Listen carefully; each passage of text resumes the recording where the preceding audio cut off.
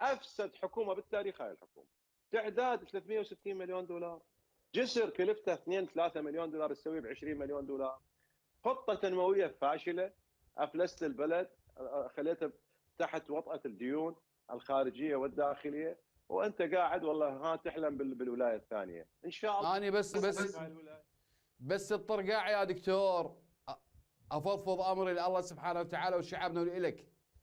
الشعب اللي هذا العاطفي هذا قتلني، هذا الشعب العاطفي من شافه بدش داشه، من شافه طالع بدش داشه، متواضع، ابو مصطفى، العلم، الباج، التاج، ايش بيه هذا الشعب؟ اصلا ما بيها ذوق. هسه انت اي انسان فقير حتى اذا فقير يجي خطار البيت هم يلبس له فد بنطلون وقميص، هاي ما بيها ذوق اصلا.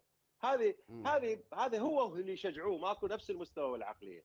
زين، شنو انت هو رئيس وزراء وجاي ابو التعداد يمك تضحك على الناس؟ انت ما تجزون من هاي الافلام، لكن خليه هو ومن معه.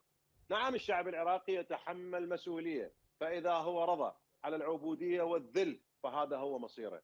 اما انا اعتقد انه نسبة كبيرة من شعبنا ما يرضى، ولكن يتحاين الفرصة، ينتظر، يخشى من هذا الطغيان. نعم، ولكن هذا الطغيان سوف يرحل، سوف يذهب، سوف يدمر.